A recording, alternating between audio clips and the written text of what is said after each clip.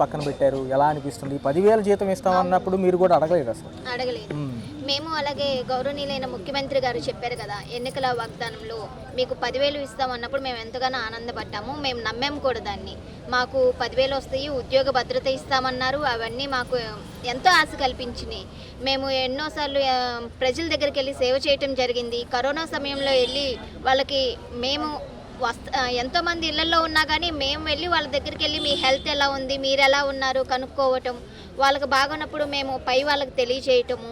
అలాగే మొన్న రీసెంట్గా ఆగస్టులో కూడా ఫ్లడ్స్ వచ్చినప్పుడు కూడా మమ్మల్ని హెల్ప్ చేయడానికి రమ్మన్నప్పుడు మేము వెళ్ళాము. సరే ఉద్యోగం తర్వాత ముందు హెల్ప్ చేయమన్నారని, మేము ఇస్తారు కదా మనకు ఉద్యోగం అని చెప్పి మేము మా పంచాయతీ తరఫున మేము వెళ్ళాము. కానీ మమ్మల్ని ఫ్లడ్ సమయంలో కూడా ఉపయోగించుకొని ఉద్యోగం ఇస్తామని ఆశ పెట్టి వాళ్ళ అవసరాలు తీర్చుకొని మమ్మల్ని పక్కన పెట్టేశారు. మేము ఎంతో ఆశపడ్డాం. సరే చంద్రబాబు నాయుడు గారు వచ్చారు, మాకు 10,000 ఇస్తారు, మాకు ఉద్యోగ భద్రత వస్తుంది అని మేము ఎంతగానో ఆశలు పెట్టుకుంటే మా ఆశలన్నీ ఇప్పుడు జీవోలు లేవు అని చెప్పి పక్కన పెట్టడం అది ఎంతవరకు న్యాయమో మాకైతే తెలీదు.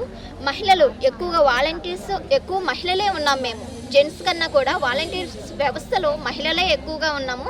మేమేమనుకుంటున్నాము, ఇంట్లో ఉండి పిల్లల్ని చూసుకుంటే అంతా బాగుంటుంది అనుకున్నాము. సరే ఇంట్లో కాకపోయినా ఏదన్నా మాకు ప్రత్యేకంగా స్కిల్ డెవలప్మెంట్ అని చెప్తున్నారు కదా, అలా స్కిల్ డెవలప్మెంట్ చేసి మాకు కూడా లేడీస్ అందరికి కూడా అలాగే జెంట్స్ కూడా మాకు ఏదో చూపిస్తే మాకు బాగుంటుంది. అంతేగాని మాకు జీవో లేదు అని పక్కన పెట్టేస్తే ఇది ఎంతవరకు న్యాయం?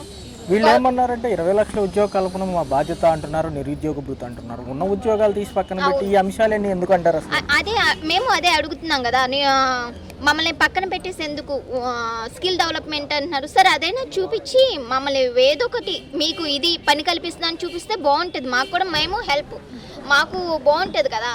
మేమేమి ఏ గవర్నమెంట్కైనా మేము సేవ చేస్తాం. మాకు అదే ఆ పార్టీలతో సంబంధం లేదు.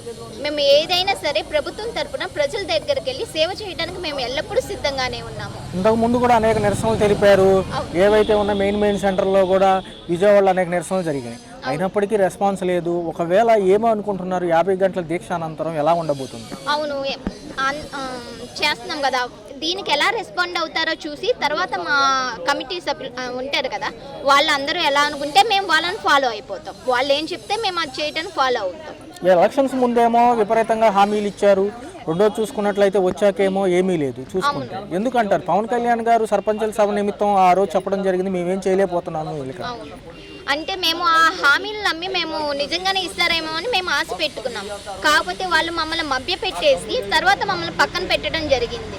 కాబట్టి మేమందరం కలిసి ఐక్యతగా ఉండి పోరాడి ఎలాగైనా మా ఉద్యోగాలను మేము వెనక్కి తెచ్చుకోవడానికి ప్రయత్నం చేస్తున్నాం.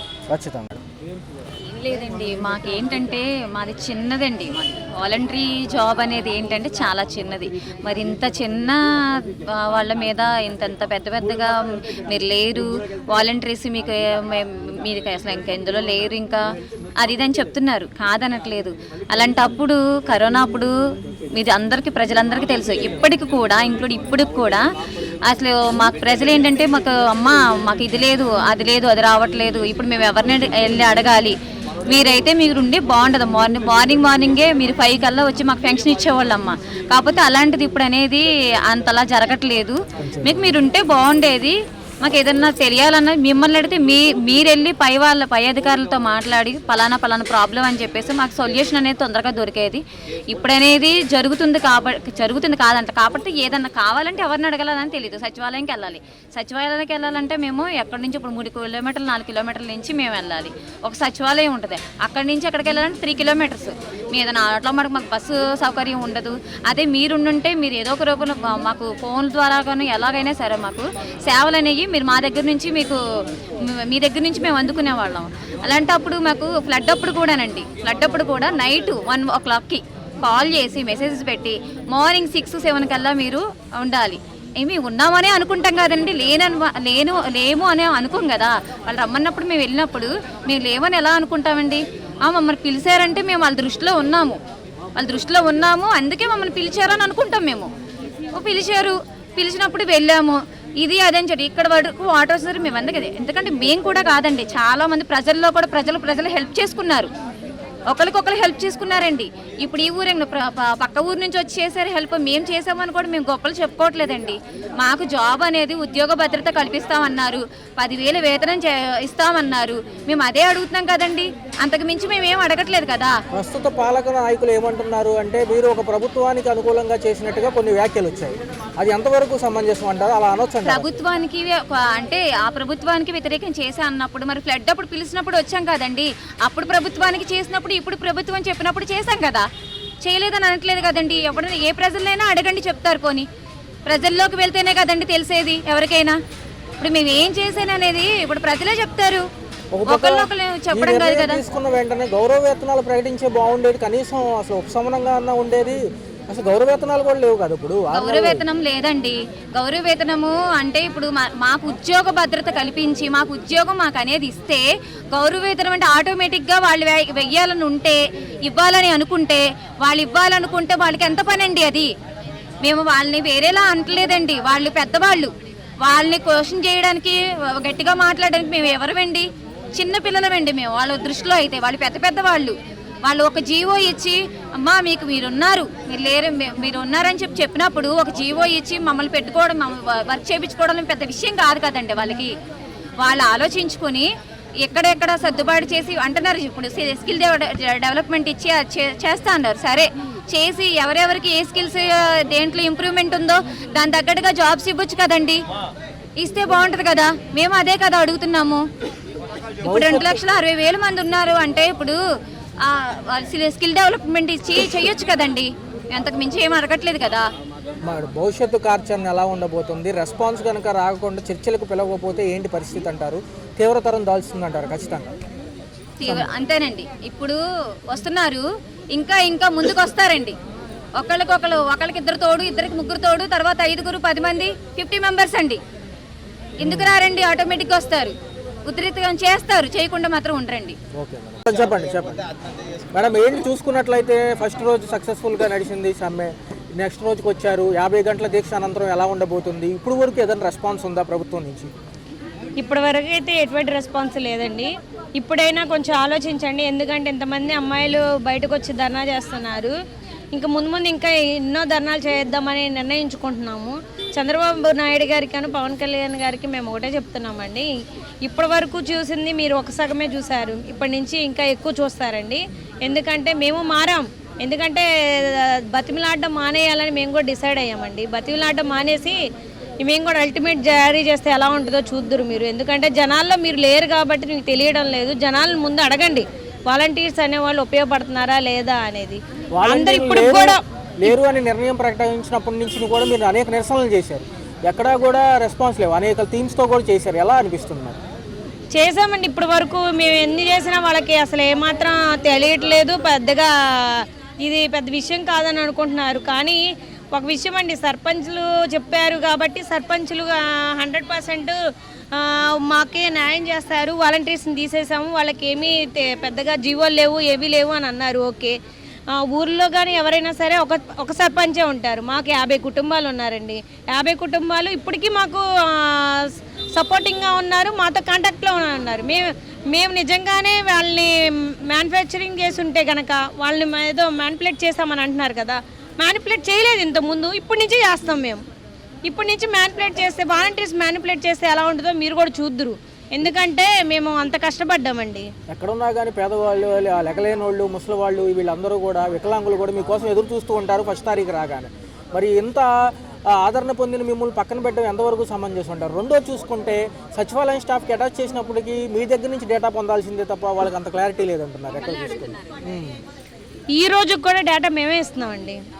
నిజం చెప్పాలంటే మొన్న జరిగిన ఫ్లడ్ డ్యూటీలో కూడా మేమే డేటాలు ఇచ్చాం. మాతో పాటు సీఓలు తిరిగారు, అందరూ తిరిగారు. ఎందుకంటే వాళ్ళకి తెలియదు ఎక్కడ ఏముందో అనేది, మాకు మాత్రమే తెలుసు.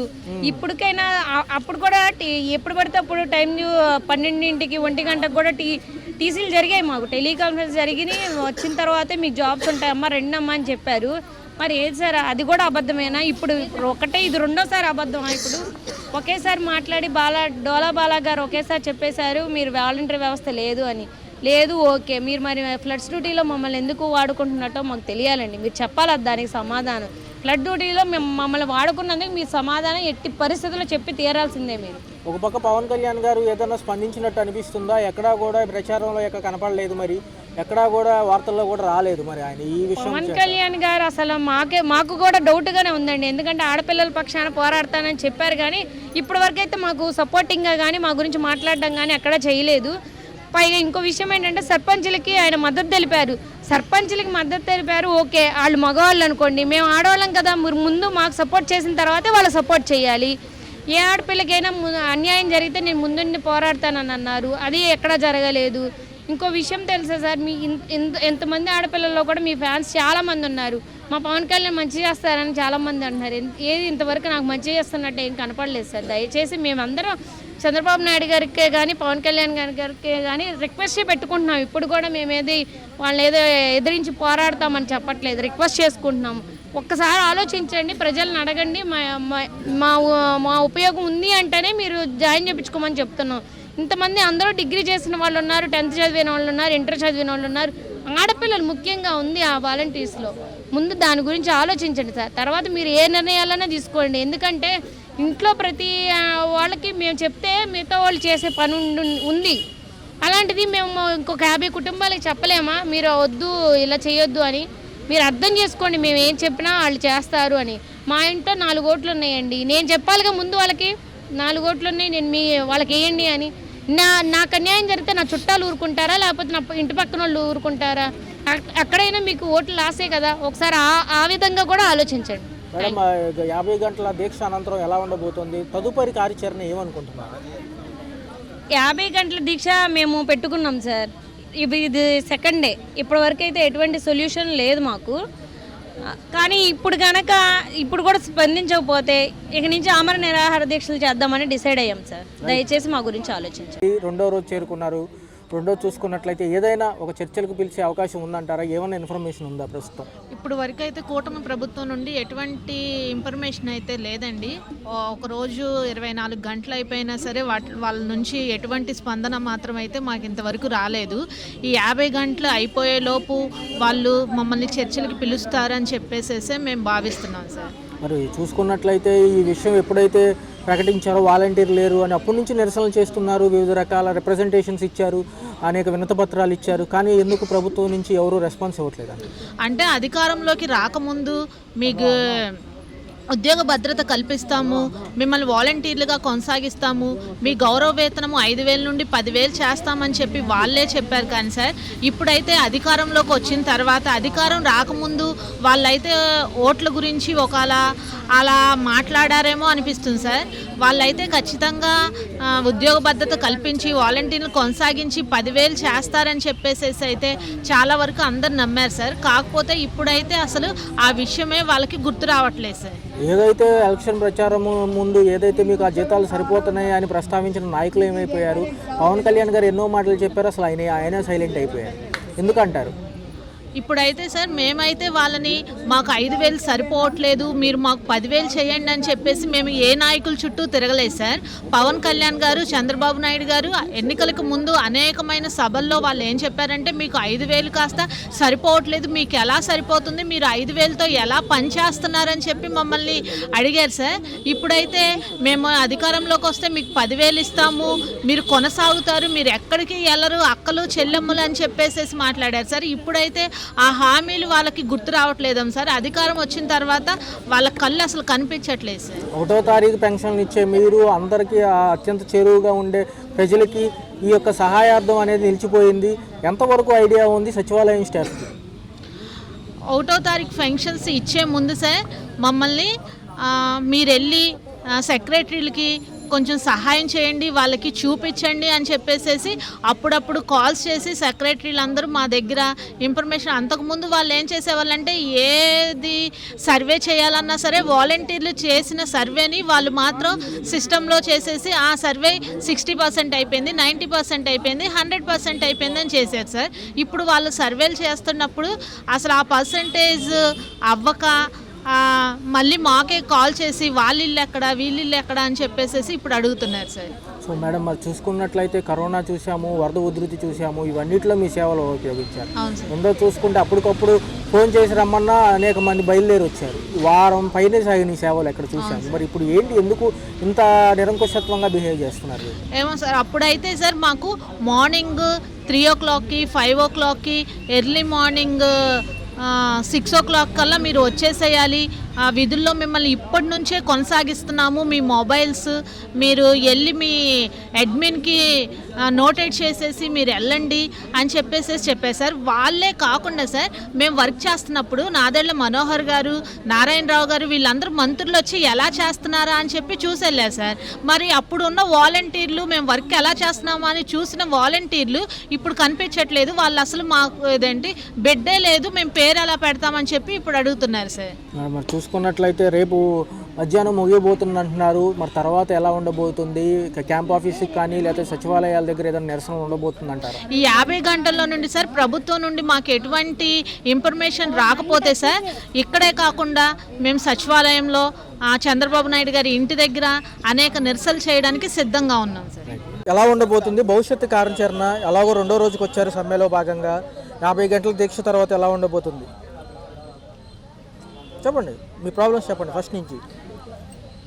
మేము 5 సంవత్సరాలు చేసామండి వాలంటీర్గా. అయితే కరోనా టైంలో కూడా కష్టపడ్డాము అందరము.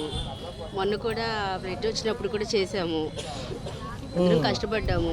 ఎలక్షన్స్ వచ్చినప్పుడు పవన్ కళ్యాణ్ గారు కానీ సీఎం సార్ కానీ వాలంటీర్లకి ముందుకు తీసుకెళ్తాము, జీవో ఇస్తారన్నారు. అలాగే శాలరీ కూడా పెంచుతాము, 10,000 ఇస్తాము అని అన్నారు. కానీ ఇప్పుడు మాత్రం సడన్గా తీసేశారు మమ్మల్ని. పేరు పెట్టిన పిల్లలకి మేము ఏం చేయాలి, మేమేం చేయలేమని చెప్పి తీసేశారు. అది మా బాధ. మేడం, మరి చూసుకున్నట్లయితే గౌరవ వేతనాలు ఎన్ని నెలలు రావాలి? 6 నెలలు రావాలండి. మరి ఇంటికాడ ఎలా ఉంటుంది?